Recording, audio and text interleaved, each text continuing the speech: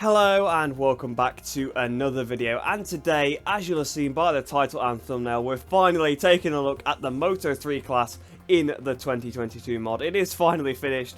It's taken me a while, but trust me, it's not through lack of trying. There's just been so many changes this year.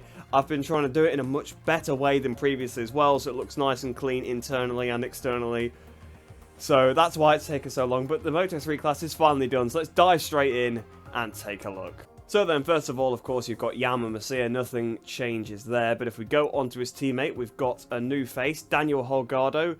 Done one race before. I think he did one of the races where Onshu was banned, I believe that was one of the races he did. He was actually meant to be in the Tech 3 team this year, but he got shuffled around to make room for Adrian Fernandez, so got put straight up into the IO team. So let's quickly go have a look at him.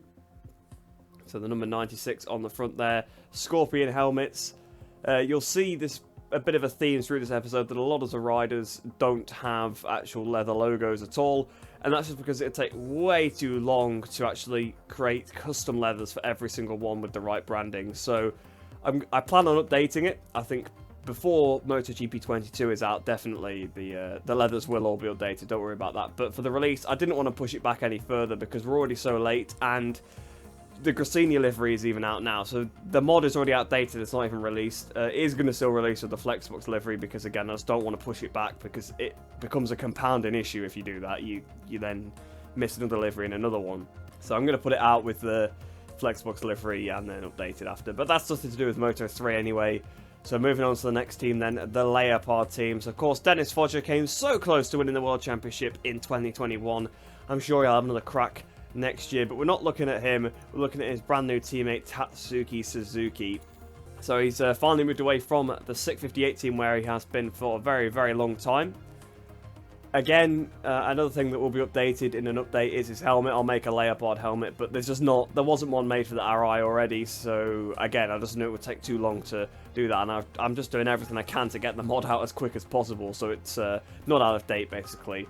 There's a lot of different things to change with the helmet brands, suit brands for different riders and things like that. So that'll just be one of the things that is updated in due course. So do bear with me with that. But I know a lot of you guys don't really mind about those kind of things. A lot of people probably not even bother about Moto 3 as much, but you got to do all three classes, of course. So next up then we've got the Asphalt Team. No changes there. So let's go on to an all-new lineup at the Starogada Husqvarna Max Racing Team.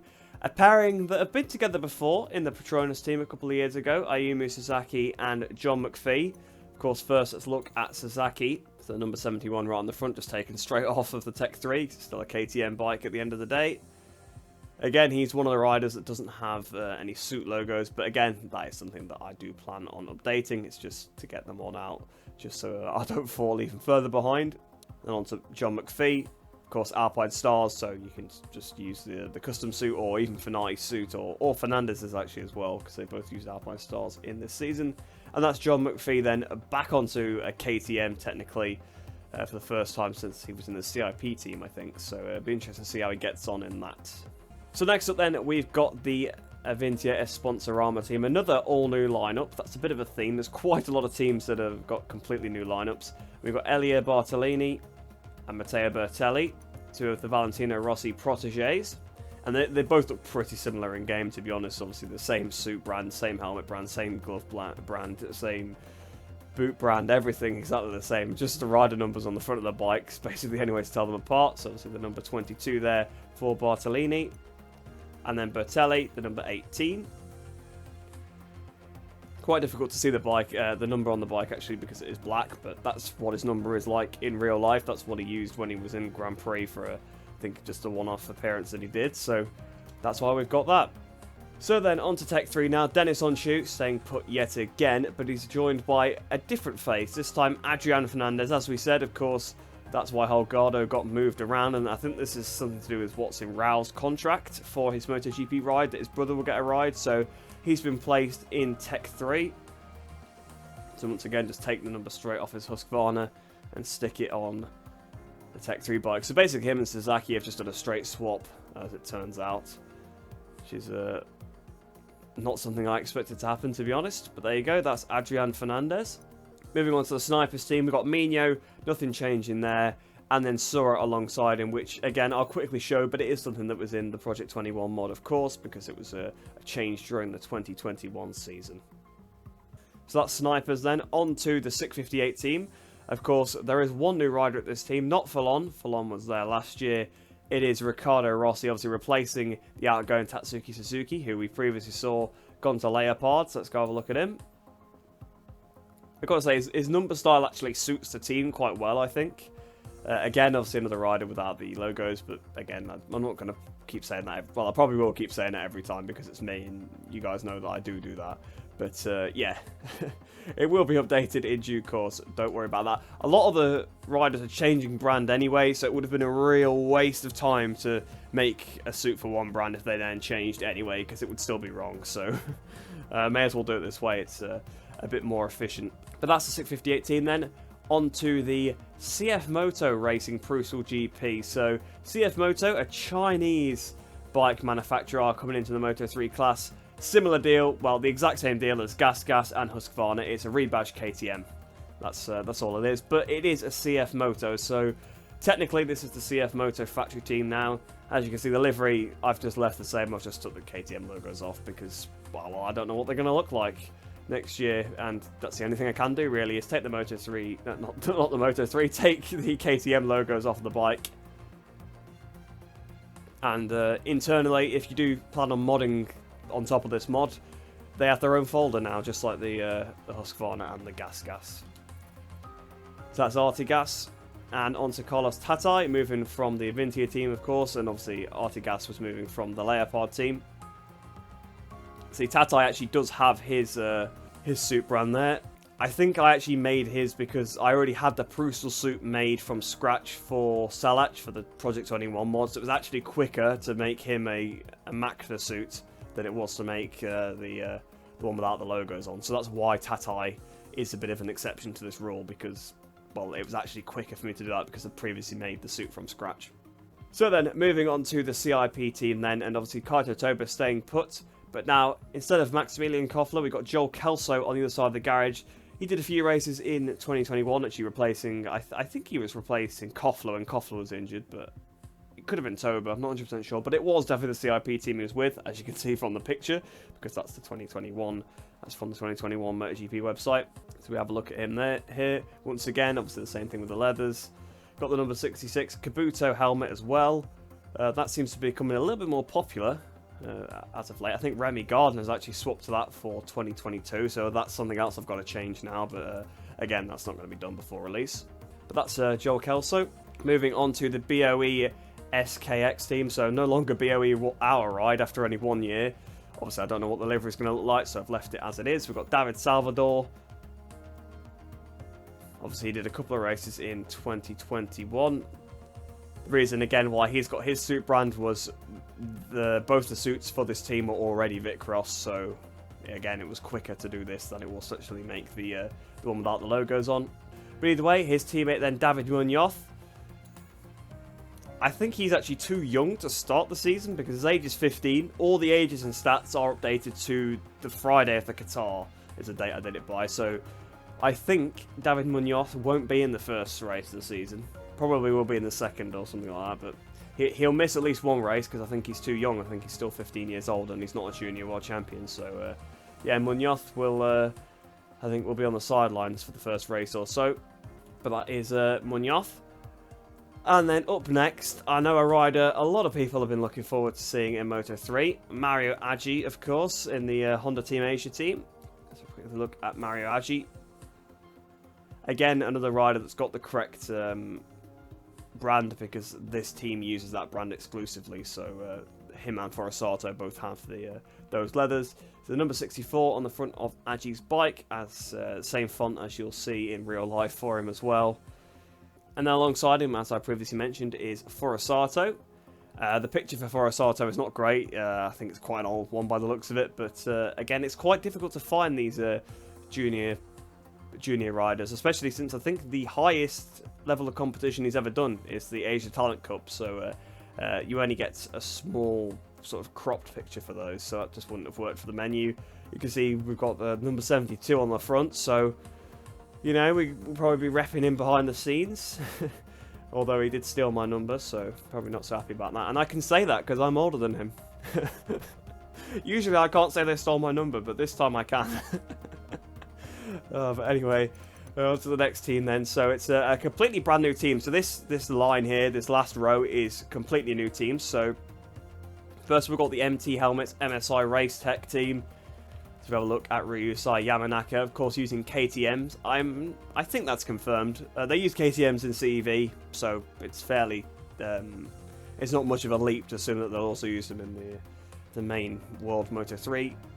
There you go, that's Yamanaka with the MT helmets. Alongside him is rookie Diogo Moreira. I hope that's pronounced correctly. I've taken Moreira to be pronounced the same way Oliveira is pronounced because he's Brazilian and they speak Portuguese, so I hope that's correct, but if it's wrong, do let me know in the comments. But Diogo Moreira, I think is how it's pronounced. So if we have a look at him then, number 92. Again on the MSI MT Helmets Race Tech team. The shade of red actually does look quite nice, I think. It's nice to see that livery. I've just realised that he has number 10 in the menu for some reason. I'm not going to be too thrilled if I've made the wrong number. I'll have to double check that on the entry list.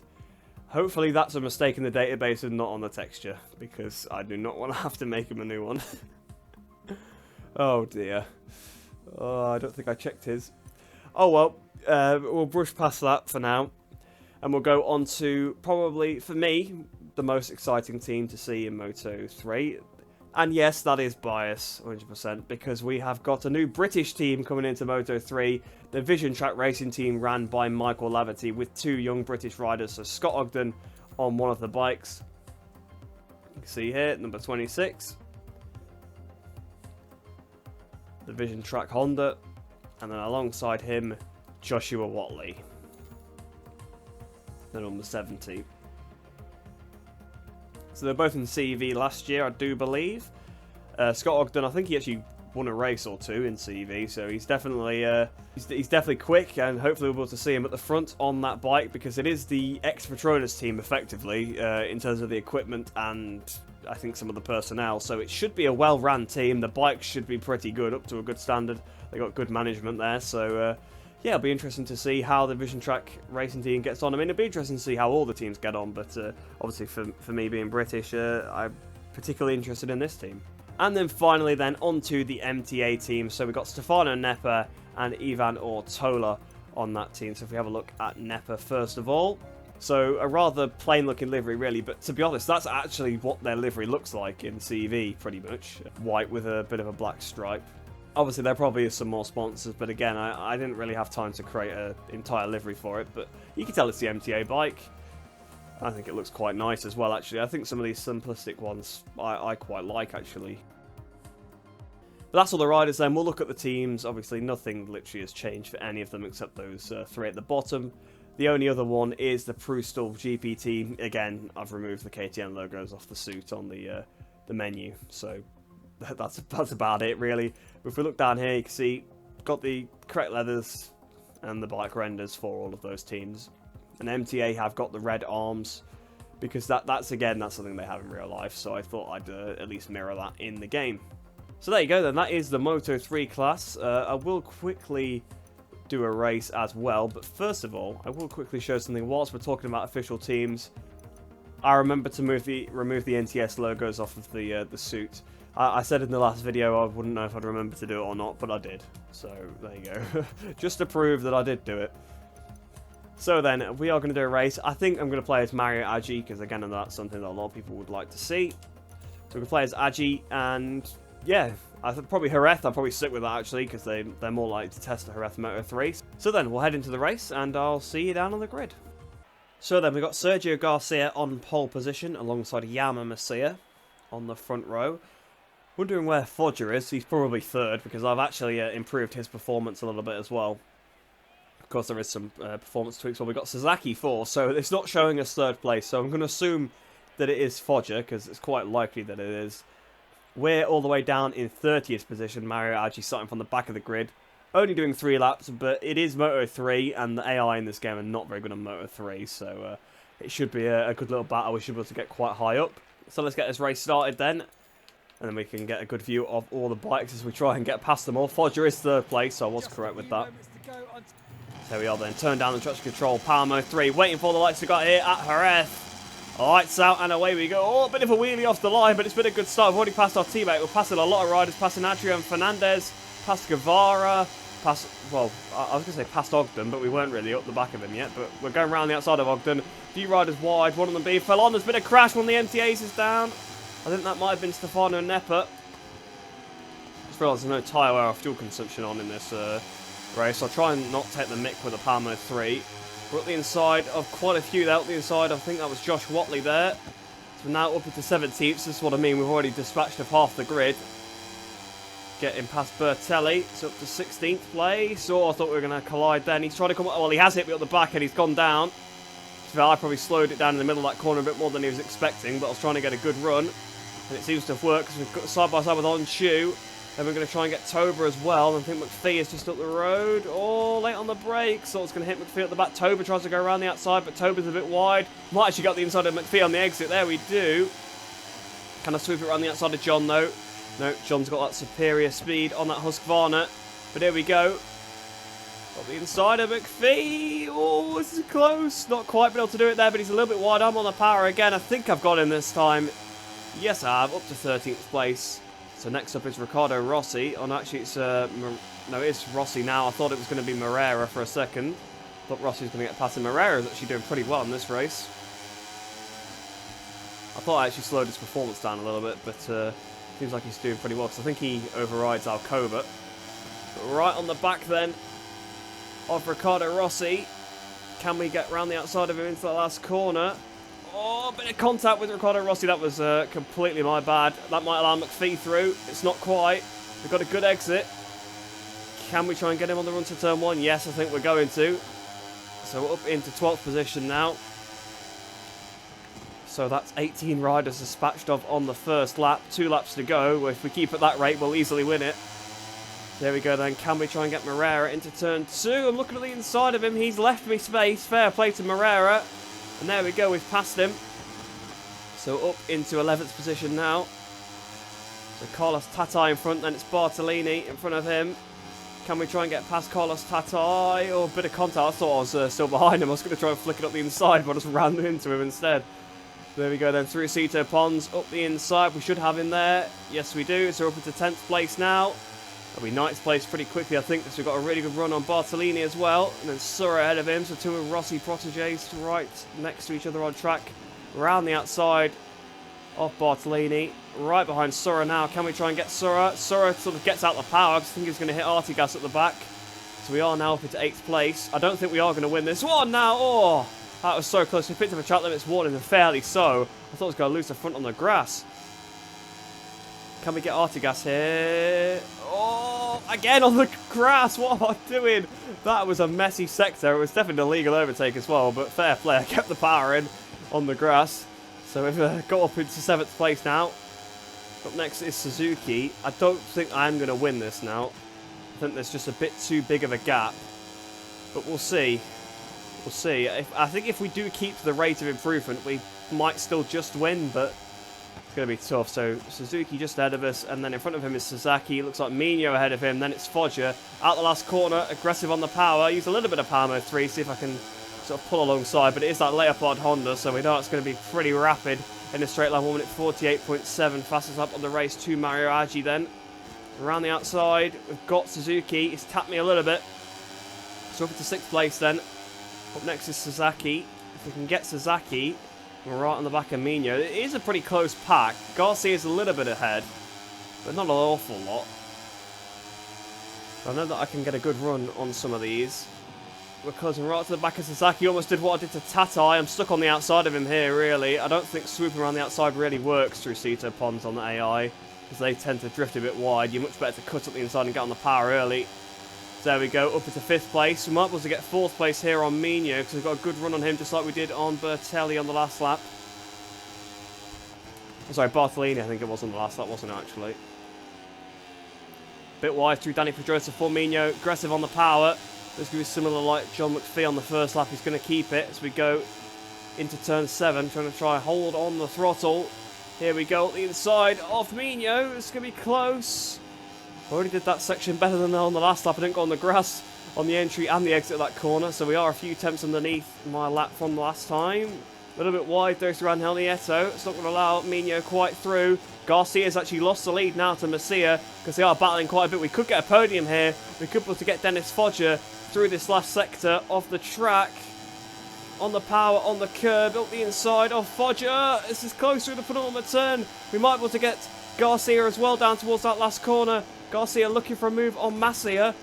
The two Ias going at it through the last corner then. We've got Garcia. Can we get Palmo 3? Can we get Masia on the run to the line? Oh, it's going to be close, but not quite. It's second place here from the back of the grid. Not a bad performance at all there. And there you go. Look at the fastest laps. I was a second quicker than Masia's best lap. That just shows you really how bad the AI are in Moto 3. It's the weakest class, definitely. It used to be the strongest. It's quite interesting. The last two games, they've been quite poor, but in 19, for example, they were really, really good because the AI were just so fast on a straight line. And I think that's been nerfed a little bit in this class, and that just makes them so slow because they don't ride the Moto 3s how you have to do it in this game. I'll give them the fact they probably ride them more realistically. They probably ride them more like they do in real life, but in this game, the Moto 3s have enough power where start-stop is the way to go, and it's a lot quicker. So, yeah, so close to winning there. But I hope you guys did enjoy that one. I really enjoyed myself. I haven't done a commentary like this for a while. I will say now, if you are a subscriber watching this far in, because you probably are, you're probably not going to watch this far in if you're just interested in the mod video. I am going to be coming back now with more videos from now on. I know I promised that last time, and I said it would be in the new year, and we're about halfway into January now, but yeah, now with the mod complete, I've got a bit more spare time. So yeah, definitely going to try and make some more videos. So I hope you guys did enjoy that one. Hope you enjoy the rest of your day. Hope you're all staying safe, and I shall see you in the next one.